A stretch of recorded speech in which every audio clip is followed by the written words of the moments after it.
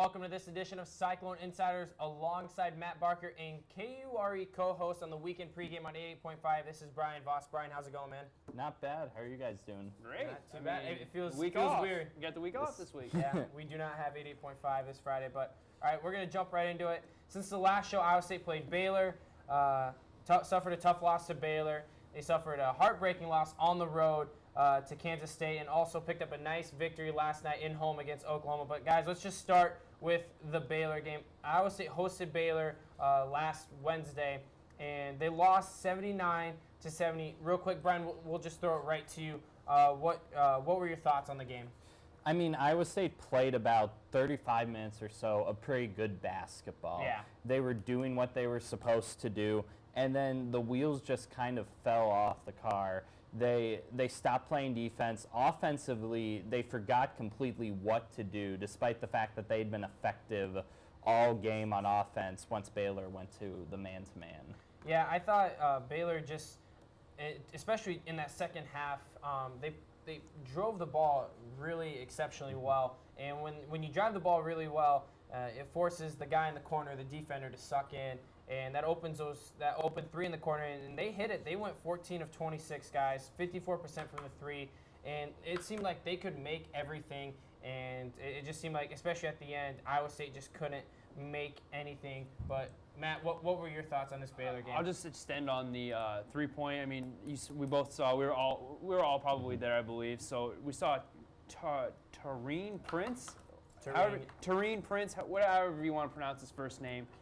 He went 4 of 8 from the 3-point line, and he went 4. And then Lester Medford as well went 4 for 5. So obviously they shot incredible from it, and they happened to, I mean, just shoot great from the 3-point line. I mean, they had great free throws as well. They went 11 of 19. The rebounds they lost only by 1, but the second chance points also, in my opinion, that really did change the outlook of the game. Yeah, and let's just get to the call that everybody is wondering about. What did you guys make? 8 minutes, 7 seconds left. Scott Drew calls his final timeout of the game. What were your thoughts when you see Scott call his final timeout with 8:07 left? The media timeout's almost there. What were your thoughts? What do you think he was thinking right there? I thought it was ridiculous. Yeah, There's no other way to put it. Because he had just called a timeout right before that. Yeah. And there was really no reason to call that timeout. They just made a 3. They were starting their run at that point. I have no idea why he called it. And Scott Drew, I think, coached a decent game. Yeah. But the reason they won was not because he took that timeout. So Iowa State fans who are trying to declare Bryce Drew or Scott Drew as the best timeout caller of all time, that's ridiculous. That was a really stupid timeout. It's a miracle they won despite it. Yeah, it's one of those things that you call it and you win the game, you look like a hero. You call it, you lose, you look stupid for not saving it. It was weird. What do you think? Do you think it was stupid as well at that point of time? I didn't notice it until the after press conference, and I looked back and I thought about it. Sure, he may have cut off a little momentum, but that did spark it. Will I say that run probably saved Iowa State or saved Baylor? Maybe, but I believe Iowa State just faltered. I don't credit Baylor to that. I agree, but I think these Rico, Kenny, or Cherry and Gathers both are great players. Jonathan Motley, I believe they have an excellent rotation of everybody. Yeah. But I still think our 8-9 players of Iowa State are better. I just think that night they had more things rolling for them. They had more momentum. They had everything clicking. They shot phenomenal. So I don't credit that timeout at all. See, I just was surprised that he called it, and I looked up and I saw he had no timeouts left, and it was after they had made a basket, so it's not like Hilton Magic was going crazy like it was last night. They had just made a basket, silenced the crowd, calls a timeout, down 5. They hit 5 straight threes after that timeout, go on a 22-8 run to close out the game, and Iowa State only made 2 baskets. So, all right, guys, we're talking about how well Baylor played, how poorly Iowa State's defense was, especially with defending the drive. The closeouts were horrible. But what did Iowa State do well as far offensively, or maybe if you can even find anything defensively, Brian? I mean, they moved the ball okay. They were looking for extra passes. Yeah. Sometimes too much, to the point where there were a few times George Niang would get the ball, have a clear line to the hoop, and instead he tried to throw an alley-oop dunk to Jameel McKay, and it just didn't work. So that was something they did well. Defensively, I actually thought their defense against Baylor was better than it has been some games, but still, you didn't see the rotation when they needed it. There were guys who were obviously open, who shouldn't have been because it wasn't communicated to the next guy over, hey, you need to get down to the post and cover this guy here. Yeah, I thought sometimes they were a little bit sloppy on offense. Especially George. Again, he had 4 turnovers. Dustin had 4 turnovers. Well, he didn't play much. He only played 13 minutes. But just some of the passes they decided to make, or the careless passes that they decided to make as well, just hurt them. Yeah, I had 12 turnovers, Mark. 12 to 9. I mean, that's 3 possessions. I mean, 3 threes right there. That ties the game. Yeah, Three threes right there. You stop fouling. You know, Exactly. you're in the ball game, and it's one thing to create turnovers. It's another thing to capitalize on those turnovers. But I thought Iowa State really did well getting into that paint, 30 to 20 against Baylor, against a physical Baylor team down low. And we had talked about it on the last show. Can Jameel McKay hang with that physicality of the Baylor front court? And he had 21 points. I thought he did really well. 21 points, 8 boards. He was able to get 4 blocks. Yeah. Want to add I mean, it was weird. They didn't go to gathers as much as most of us expected. So the Baylor actually looked more of like a finesse team that night. Yeah. They were going to Motley a little bit more. They were doing more with their guards. Gathers was, I don't want to say irrelevant because he didn't play an awful game. He scored 10 points.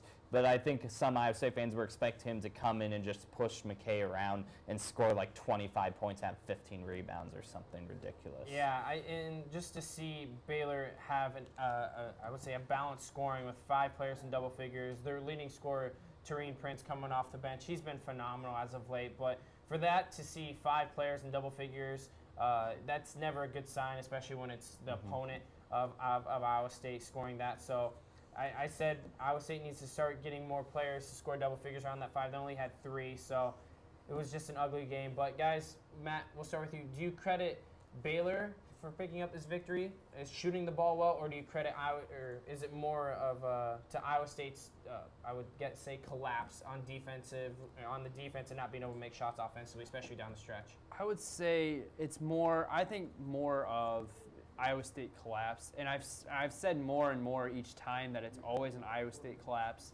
because I think, and obviously we'll get to it later, but we saw a great team last night and what they can do at home. Absolutely. So I think even with 45% game shooting percentage for Baylor, I think, and 54 from behind the arc, I still think it's an Iowa State collapse. I think they didn't close out enough on defense. I don't think they put the extra effort into their defense that they needed to. They allowed 79 points, which is sure about average for every Big 12 team.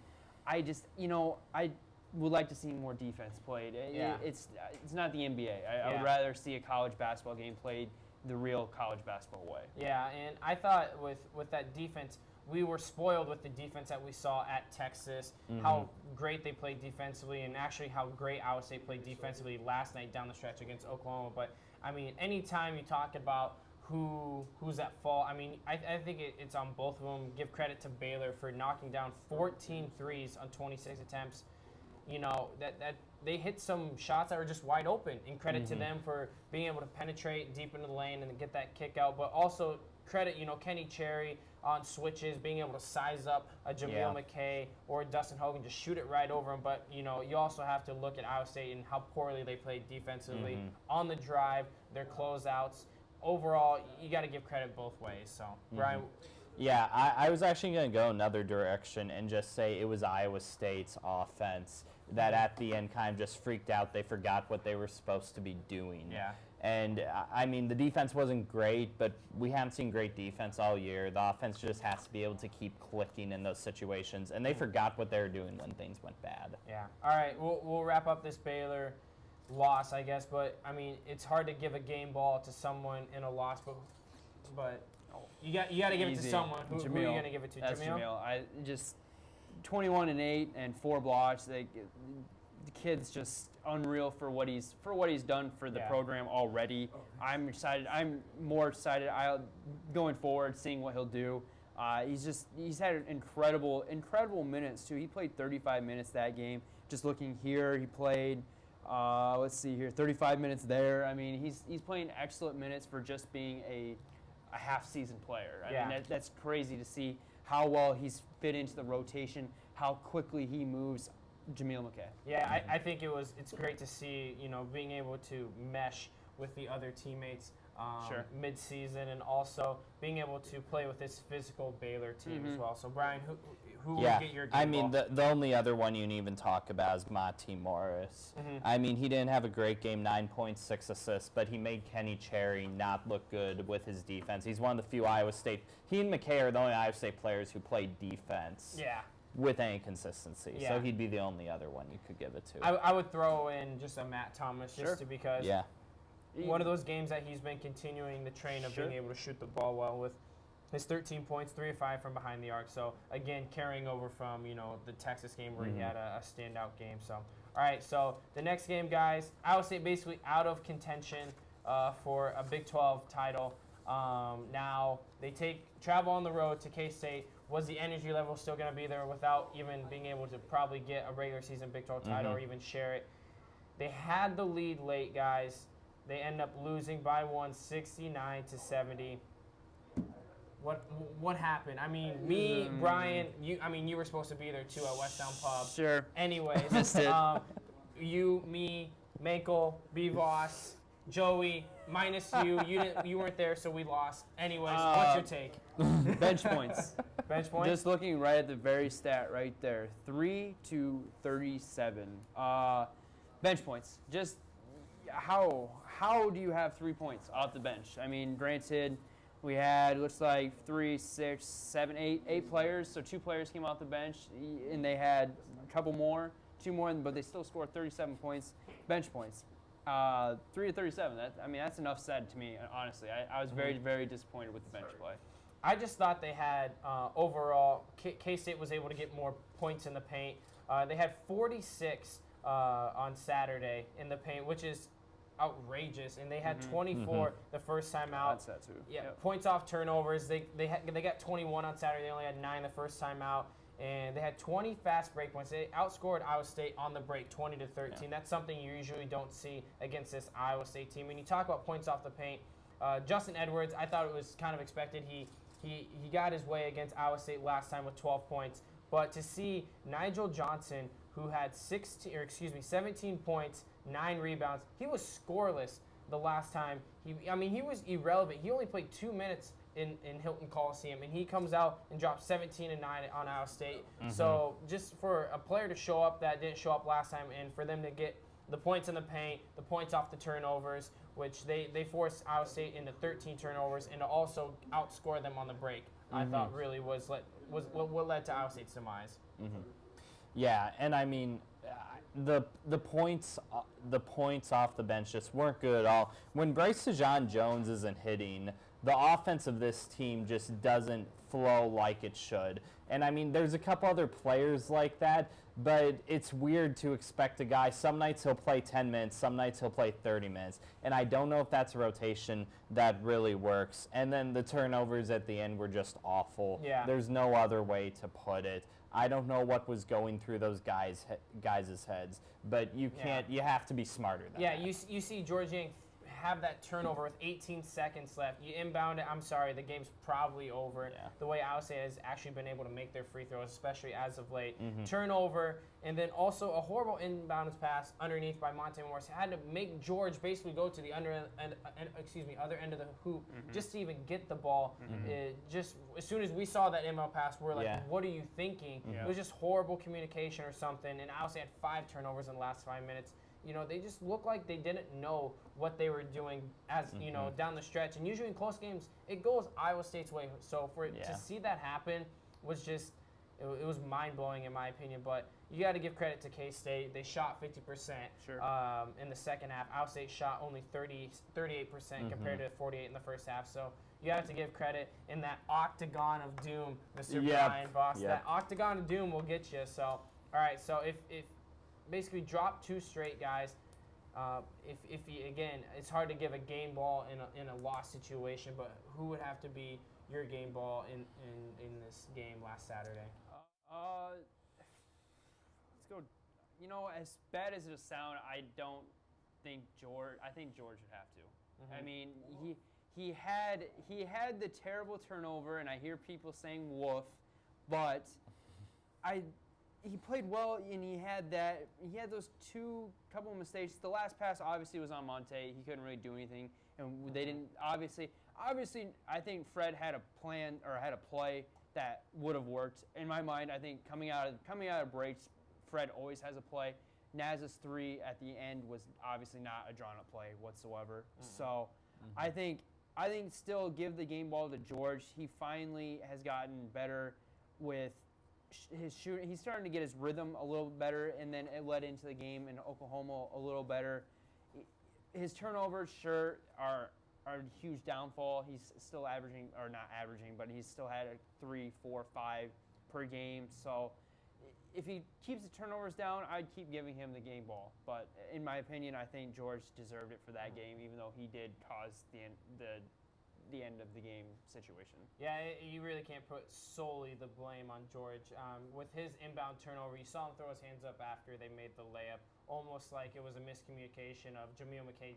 He thought he was going to get it. Jameel McKay really just looked like he was clearing out to get out of the way. But for me, I'd have to give it to McKay with another double-double, going 5 of 6 from the free throw line. Those 500-plus free throws he shoots a day obviously is showing up on the stat sheet. So who gets your game ball? I'd give it to McKay. I mean, he was good in offense. He held Gibson in check. I mean, he's Iowa State's probably most consistent player right now, which is sad to think. You know, you think the most consistent person would be a George Niang or Bryce John Jones before the season even started, but to think that a Jameel McKay, who came in halfway through the season, is your most consistent player instead of a George Niang who at Oklahoma got 7 points. So. All right, guys, let's actually shed some light on the week of Iowa State basketball, guys. After a loss they had in Norman, it was a shootout back in beginning of February. 94-83, Oklahoma won in Norman. Guys, let's fast forward to last night. 77-70, Iowa State defeats Oklahoma. Guys, let's just break down this first half. Oklahoma's up 37-18. We were all at the game. Well. Nope, I was here. We're at the game. I was here working. 37-18, Oklahoma at half. Guys, what happened in that first half? Because honestly, in my opinion, that was arguably the worst half of basketball I had ever seen offensively and defensively. Iowa State turned the ball over. The shots weren't falling, and time again, the team seems to not be able to understand what to do when the shots aren't falling.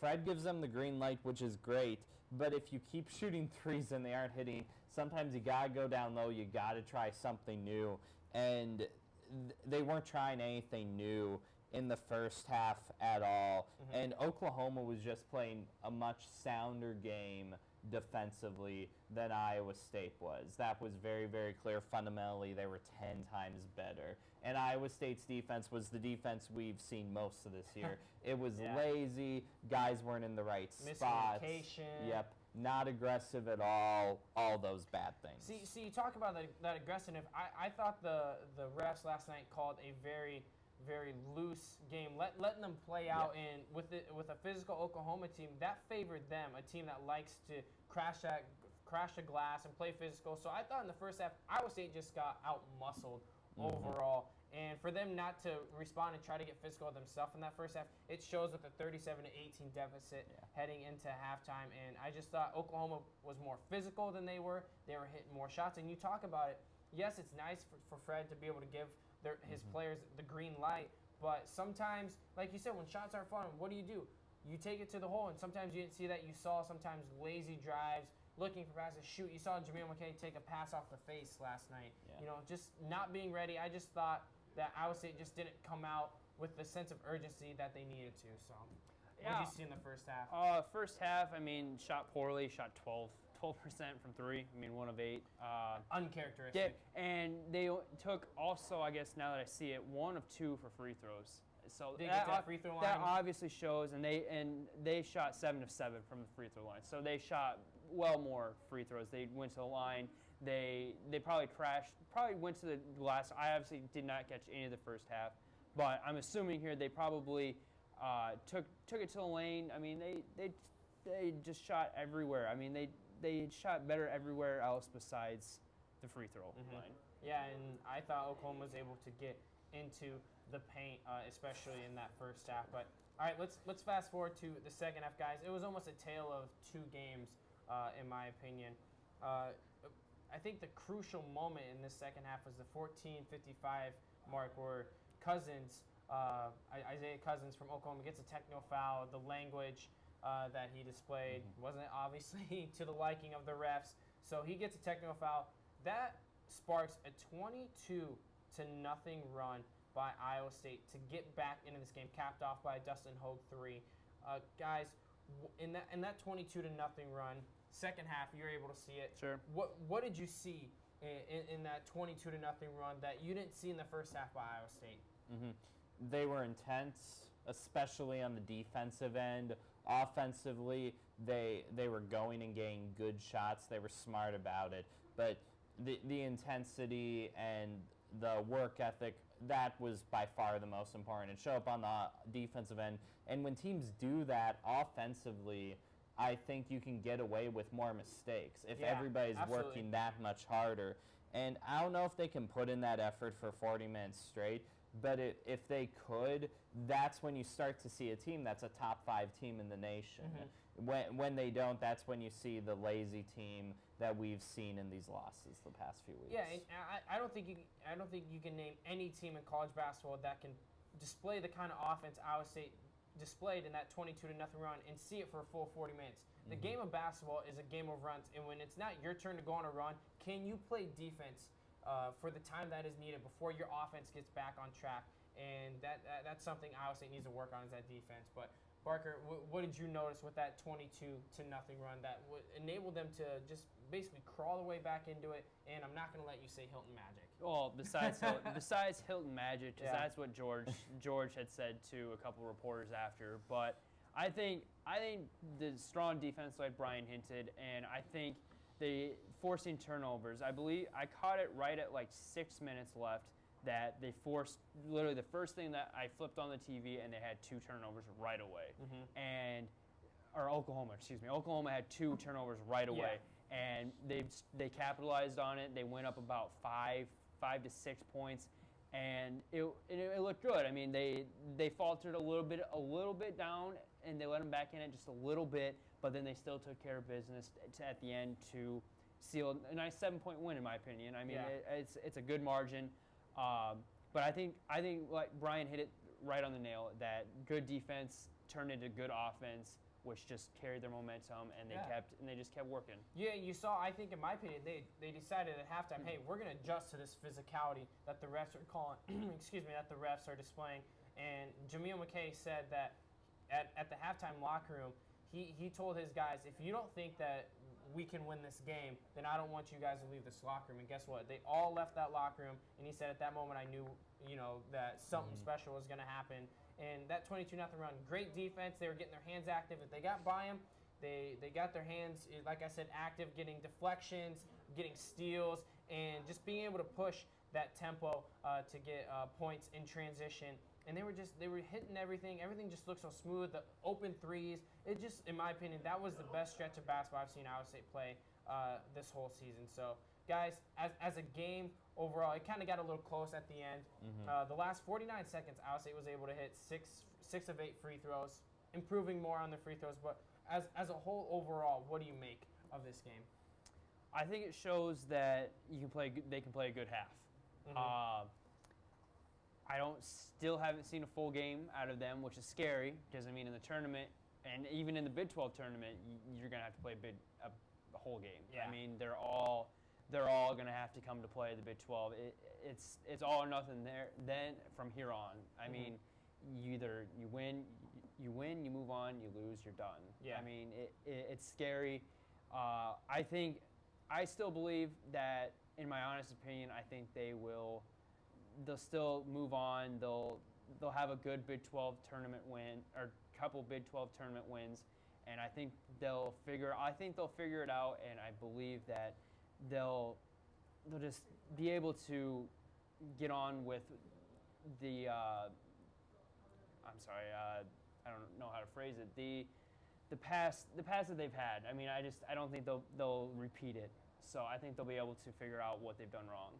Yeah, with the past you talk about, it seems like with Wow. the NCAA tournament they've had injuries. You know, last year with the George Niang with the foot injury. I think it was the year before the Chris Babb ankle injury. I don't know, guys. I feel like they need to start walking with boots just in general overall to start off with. But I thought, in my opinion, great overall victory to start the month of March. This is when you need to peak, and to see them overcome that adversity that they overcame. When they could have really just said, we're going to fold it up and we're going to get ready to go to TCU. And I thought they gutted it out. It was great. I thought, in my opinion, that first half, it could have been a lot uglier without Jameel McKay. I think he had 10, 12 points, close to that in the first half. Without him, I would say it was nothing in that first half. And then to see your veteran leaders in George Niang step up big, especially in that second half, and also Monte Morris to get this victory. I thought it was great overall. And a great victory for Iowa State because they contained them in the paint. Oklahoma only got 16 points in the paint this time. They had 44 the last time out.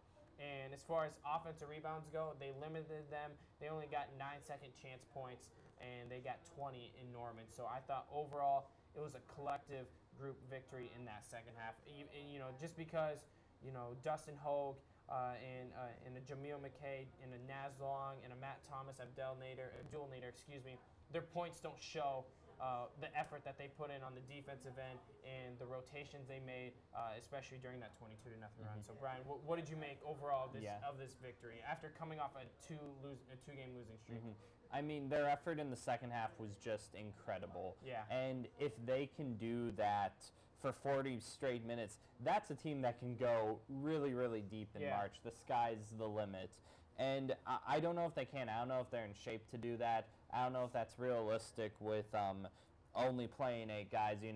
You guys know I wish we'd see a Dozy in there a little bit. If McKay needs a 2-minute breather, honestly, if McKay can play that hard and he needs a 2-minute breather to keep that going, put in a Dozy for 1 or 2 minutes. Yeah. And we'll see what happens, but Fred's teams have always played well in March. Even his very first year when the team was terrible, they peaked in the Big 12 tournament. They played a great game and a really close loss to Colorado. So I think this is probably a team that's going to go deep in March if they're able to play with the intensity that they did last night. Yeah, with this victory marks their first win in March, and I mean, I don't know what team wouldn't want to go undefeated in March, especially with their conference tournament and the NCAA tournament. But they have one game left. It is TCU on Saturday, and we will preview that game and look at the Big 12 tournament more after the break.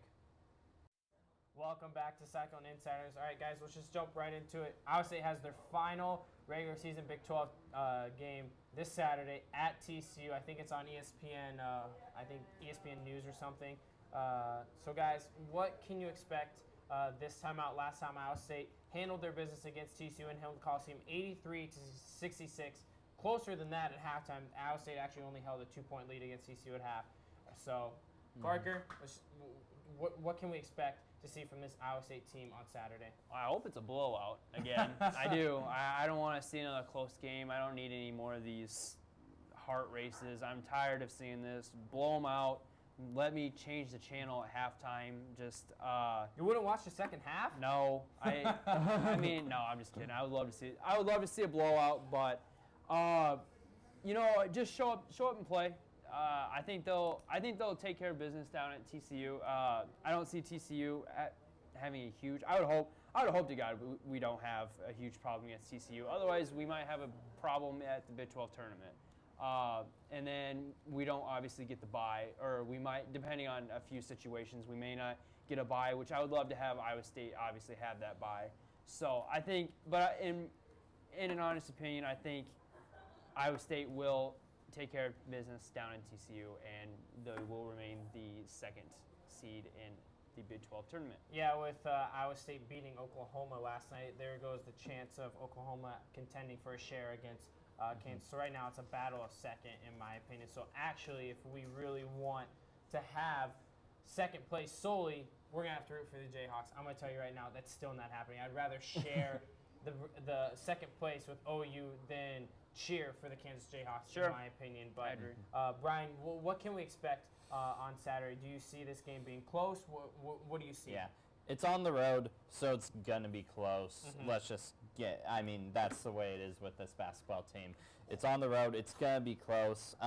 I think they've got a little bit more of an idea of what they need to do offensively when things aren't clicking than they did even a couple weeks ago. Defensively, I hope they can keep the same intensity they had the other day, but I don't think they're going to be able to. I think it's going to be a close game. Iowa State probably will pull it out, but this TCU team has been playing better as the year went on. This is a team, if they played in the Big Ten, they'd be, right there in the middle of the conference with Iowa. Yeah, it shows how strong the Big 12 conference is, in my opinion. The Big Ten makes a return to ISU TV. President Brian despises. I didn't say that. You don't have to bring that up. You despise the Big Ten conference. So, all right. So, guys, who do you see that needs to step up for Iowa State on Saturday? Who's your key clone to watch? Gotta be George. George. George. Go with George. I love Can you George. ever shake it up or George no? is my favorite. I mean, George has been the hometown hero forever. No, he's not hometown. I think George had a great game against. He had 23 points against them. I think he'll have another 20-point game. He was 28 and 3, or 23 and 8, excuse me. So he had plenty of things to talk about coming out of the first game with TCU. I think he'll have plenty of things to talk about coming away from TCU again. So, my opinion, George should have a good game, and it'll look good for him in the Big 12 tournament, and also for Big 12 Player of the Year. All right. So who's your key clone to watch on Saturday, Brian? I'm going to say Bryce Sejan-Jones. Okay, even though he really didn't play much? Yeah, even though he really didn't play much. Because I think if Fred's kind of at a weird pivotal point with him. He either needs to decide, is this guy going to be part of our rotation or is he not? I personally don't love this go with the hot hand stuff after they play 8 minutes and decide who's going to play the rest of the game and who's not.